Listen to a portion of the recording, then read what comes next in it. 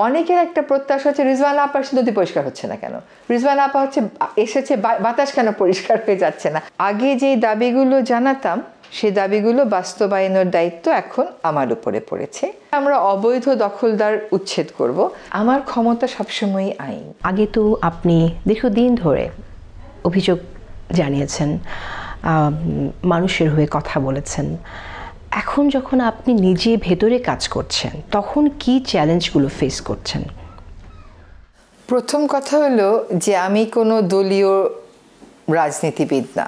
রাজনীতি ততটুকুনি বুঝি যতটুকুন মানুষের অধিকার সংক্রান্ত।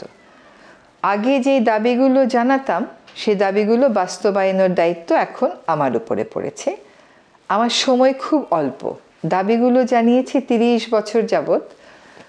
এর মধ্যে কিছু দাবি যে পূরণ হয়নি তা না, হয়েছে, কিন্তু মোটা দাগে যে দাবিগুলো ন্যস্ত স্বার্থ গোষ্ঠীর বিরুদ্ধে, সিস্টেম পরিবর্তনের, স্বচ্ছতার, জবাবদিহিতার, সেই দাবিগুলো তো আসলে অনেকাংশেই পূরণ হয়নি। সেগুলো এখন আমাকে পূরণের দায়িত্ব নিতে হচ্ছে। একটা কথা বলে রাখি যে আমি সরকারের বিরোধিতা করেছি, দাবি করেছি, এটাই খালি ঠিক না। আমি কিন্তু দাবির সপক্ষে অনেক কাজও করেছেন। একজন আইনজীবী হিসাবে আমি মামলা করেছি নদীর সীমানা চিহ্নিতকরণের। একজন আইনজীবী হিসাবে আমি ট্যানারি শিল্প স্থানান্তর এবং যেখানে যাবে সেখানে ভালো ব্যবস্থাপনার রায় এনেছি, অবৈধ হাউজিং কোম্পানির বিরুদ্ধে রায় এনেছি, পাহাড় কাটার বিরুদ্ধে রায় এনেছি। এগুলো কিন্তু তখনও আমার জন্য সহজ ছিল না, কারণ যারা ওই কাজগুলো করে তারা তো অনেক ক্ষমতাবান এবং তারা কিন্তু নানানভাবে সরকারকে ম্যানেজ করে ফেলে, সিস্টেমটাকে ম্যানেজ করে ফেলে। তো এখন যে রায়গুলো এনেছি ওগুলো বাস্তবায়নে যে জিনিসগুলো সারা জীবন বলেছি, যেমন পাহাড় কাটা যাবে না, এটা করে যে কত আদেশ এনেছি এবং কত রায় এনেছি তার কোনো ইয়ত্তা নেই। তো এখন এটা বন্ধ করার দায়িত্বটা পড়েছে আমার উপর। কিছু কিছু জিনিস মানুষ মনে করে যে রিজওয়ানা আপা তো আগে পাথর উত্তোলন নিয়ে কথা বলতো, বালু উত্তোলন নিয়ে কথা বলতো, এখন বলে না কেন? পাথর উত্তোলন এখন এক মন্ত্রণালয়ের দায়িত্বে, বালু আরেক মন্ত্রণালয়ের দায়িত্বে, আমার দায়িত্ব ওটা না। তারপরেও যে আমি বলি না তা কিন্তু না।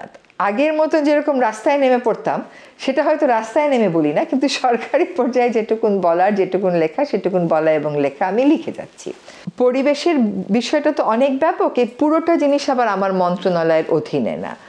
যেমন ধরেন বায়ু দূষণ, রাস্তা পরিষ্কার রাখা, ধুলা কম রাখা, এটা পরিবেশ মন্ত্রণালয়ের দায়িত্বে পড়ে না, এটা পড়ে স্থানীয় সরকারের দায়িত্বে। আবার ধরেন পাওয়ার প্ল্যান্ট থেকে যে দূষণ আসে, এই দূষণটা আমি কমাতে পারাটা আমার দায়িত্ব। পাওয়ার প্ল্যান্টটা আবার চলে যাচ্ছে জ্বালানি ও বিদ্যুতে। আবার ওদিকে 30% বায়ু দূষণ আসছে পাশের দেশ থেকে। এই বায়ু দূষণ রোধে সেই 2015 সাল থেকে বলে যাচ্ছি, মামলা করেছি, আদেশ এনেছি, আদেশের পরে কন্টেম্প্ট করেছি। তো বায়ু দূষণের প্রক্রিয়াটা এরকম। আর নদী দূষণ আপনি বুড়িগঙ্গাই ধরেন, এর মধ্যে কি নেই? এর মধ্যে নাকি 5 ফিট হচ্ছে আপনার পলিথিনের আস্তর, ফলে কোনো ড্রেজার ওখানে কাজ করে না। যেই যন্ত্রটা দিয়ে আপনি পলিথিন তুলবেন সেই একটা যন্ত্রের দামই 200 কোটি টাকা, ওটা আমার দেশে নেই। তাহলে যদি আমাকে বুড়িগঙ্গা দূষণ মুক্ত করতে হয়, যেটা আমি সারা জীবন চেয়েছি এবং চাইতে থাকবো, সেটার জন্য আমাকে এই যন্ত্রগুলো লাগবে। তারপরে হচ্ছে বুড়িগঙ্গাতে আপনার ক্রোমিয়াম আছে, পানি থেকে ক্রোমিয়াম সরানো অনেক ব্যয়বহুল। এখানে ঢাকা শহরে কোনো সিওয়েজ প্ল্যান্ট তো 53 বছর ইফেক্টিভ নাই, সেগুলো গিয়ে পড়ছে, অন্যান্য শিল্প কারখানার বর্জ্য পড়ছে। এখন আমাদের তো বুড়িগঙ্গাটাকে বাঁচাতে হবে, তুরাগকে, বালুকে বাঁচাতে হবে, শীতলক্ষাকে বাঁচাতে হবে। তাহলে আমরা জানি যে কাজটা কঠিন, জানি যে কাজটা সময় সাপেক্ষ, এটাও জানি যে আমাদের সময় সীমিত। তাহলে কি করব? অনেকের একটা প্রত্যাশা হচ্ছে রিজওয়ানা আপার নদী পরিষ্কার হচ্ছে না কেন, রিজওয়ানা আপা এসেছে বাতাস কেন পরিষ্কার হয়ে যাচ্ছে না। আপনি যদি সাংহাই শহরে দেখেন, 15 বছর লেগেছে ওদের খুব ভালো মানের বাতাসে আনতে। আবার ইন্দোনেশিয়াতে যান, চায়নাতে যান, নেপালে যান, সাউথ কোরিয়াতে যান, লন্ডনে যান, একটা নদীকে যেটার মধ্যে ক্রোমিয়াম ছিল না, আমাদের তো ক্রোমিয়াম আছে, সেটাকে করতে ওদের 7 থেকে 10 বছর লেগেছে। আমরা যেটা করব সেটা হচ্ছে, বা আমি যেটা করার চেষ্টা করবো, যে একটা খুবই বাস্তবসম্মত কর্মপরিকল্পনা এনে এবং যতটুকু আমাদের সামর্থ্যে কুলায় অর্থের সংকুলান করে কাজটা শুরু করে দিয়ে যাব। তো সেই জায়গাটাই কতটুকু করা গেছে? কারণ প্রায় এখন তো মানে 6 মাস পার হয়ে গেছে 6 মাসে মানুষের জি প্রত্যাশার জায়গা থেকে 6 মাসে আমরা যেটা পেরেছি সেটা হচ্ছে ঢাকা শহরের 19টা খালকে চিহ্নিত করে, দূষণকারী জিপিএস পয়েন্ট দিয়ে চিহ্নিত করে, দখলদার চিহ্নিত করে প্রথম ধাক্কায় আমরা খালগুলোর গভীরতাটা বাড়াচ্ছি। এবং আপনি যদি একটা খালের পাড়ে যান এবং দেখেন যে ওখান থেকে কী রকমের ময়লা উঠছে, ময়লাগুলো হচ্ছে কালো কুচকুচে, এইটা তুলে আপনি কোথায় রাখবেন সেটারও আমাদেরকে একটা ব্যবস্থা করতে হবে। যে 6 মাসের কথাটা বললেন না, এই 6 মাসে আমাদের চিন্তা করতে হয়েছে যে এই পরিমাণ ময়লা আমরা রাখবো কোথায়। আপাতত আমরা গভীরতাটা বাড়াচ্ছি। দ্বিতীয় ধাপে আমরা অবৈধ দখলদার উচ্ছেদ করব। এই জায়গাটা আসতে চাই, অবৈধ দখলদার এটা আমরা সবসময় দেখে এসেছি যে তারা খুবই ক্ষমতাবান হয়ে থাকে, পাওয়ার সিস্টেমের সাথে তাদের একটা কানেকশন থাকে। আপনি কি মনে করছেন, আপনি যেটা বললেন প্রথমে যে আপনি রাজনীতিবিদ না, সেই জায়গা থেকে এই কাজটা সফলভাবে করার মতো যথেষ্ট ক্ষমতা এবং পাওয়ার যা যা প্রয়োজন সেটা আপনাদের আছে কিনা? জি, আমার ক্ষমতা সবসময়ই আইন। আমি যখন হাইকোর্টে লড়াই করেছি তখনই বা আমি কোনো রাজনীতিবিদ ছিলাম, তখনও যেহেতু আমি আইনি প্রক্রিয়ায় লড়াই করেছি, এখনও আমি আইনের উপর ভিত্তি করেই কাজ করব।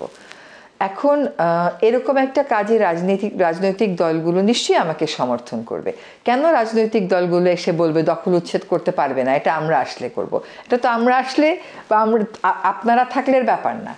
এই কাজগুলো যদি আমরা করে যাই, সকলের কাজটাই এগিয়ে গেল। সবগুলো খালের কিন্তু পাড়ও নেই, পাড়েও বাসা হয়ে গেছে। কতগুলো হাই রাইজ হয়েছে, কতগুলো আবার দরিদ্র জনগোষ্ঠীর বাসা হয়েছে। এখন খালের পাড়গুলোতে আমরা অ্যাগ্রো ইকোলজি এবং বিউটিফিকেশন, ন্যাচারাল বিউটিফিকেশন, এই বিশাল বিশাল ব্রিজ বানানো এসব না, কিন্তু এইগুলো করা শুরু করবো। এখন আমরা হাতির ঝিল, খুব সুন্দর প্রকল্প হয়েছে, কিন্তু হাতির ঝিলে এত দুর্গন্ধ হয় যে মানুষ নাকে রুমাল না দিয়ে হাঁটতে পারে না। এখন আপনি আমাকে 1 বছরে খালগুলো খনন করো, দখলদার উচ্ছেদ করো, দূষণটাকে পুরো নিয়ন্ত্রণ করো, এটা আশা করলে তো হবে না। কিন্তু যেটা কর্ম পরিকল্পনা অনুযায়ী শুরু করতে হবে। একই সাথে একটা জিনিস আপনি যেটা বললেন যে আপনারা খননের কাজটা করছেন, কিন্তু দখল উচ্ছেদটা পরে করা হবে।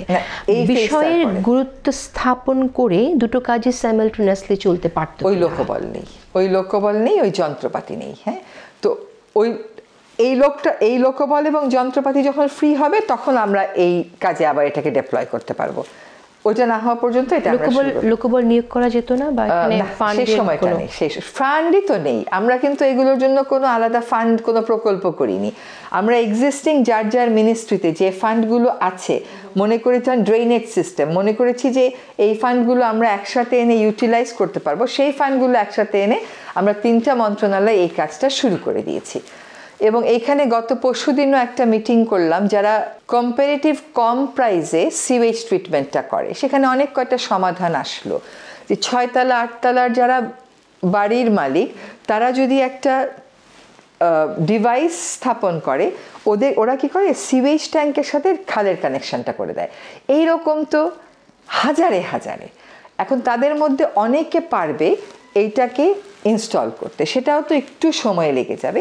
তো আমরা ওই তালিকাটা এখন করছি যে কতটা হাই রাইজ বিল্ডিং আছে এখানে যেটা খালের মধ্যে আপনার বর্জ্যটা ফেলছে।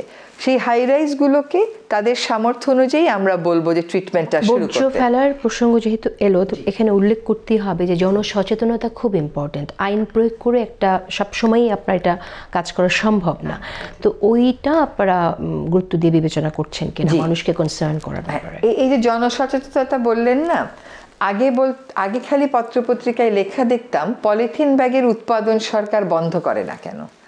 যখন উৎপাদন বন্ধ করতে গেলাম এবং রেজিস্ট্যান্সের মুখোমুখি হলাম, এটা জানতাম যে এটা অজানা নয়, এতদিন যাবত একটা অবৈধ কাজ করে যাচ্ছে, এই রেজিস্ট্যান্সের মুখোমুখি হব এটা আমরা জানতাম। যে আপনার জমি দখল করে আছে, আপনি যখন তার কাছ থেকে জমিটা ফেরত আনার প্রক্রিয়া শুরু করবে, সে তো রেজিস্ট করবেই। তো তখন দেখলাম হঠাৎ করে শুরু হলো উৎপাদন কেন বন্ধ করা হবে, আগে বিকল্প দেওয়া হোক।